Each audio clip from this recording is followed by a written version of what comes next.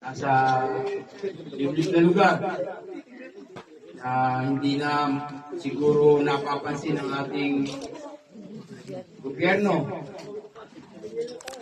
Pero sa awa at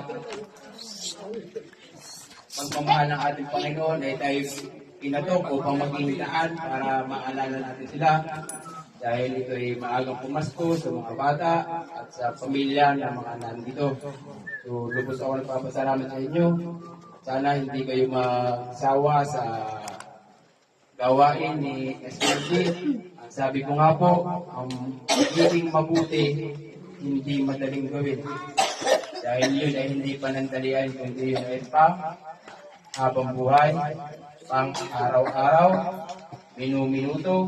Pero kung wala sa puso ninyo, ito'y magiging kasabihan, kayo isang taong may puso. So kung kayo ay magtataon sa salitang iyon, hindi natin masasabi na tayo ay nagsusumikap na maging isang mabuting tao para sa ating kapwa. Maging bukas ang palad sa lubos na nangangailangan.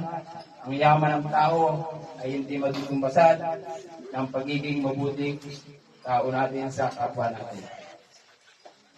Kaya salamat sa inyo. Sana sa susunod na taon, mabawasan pa kayo.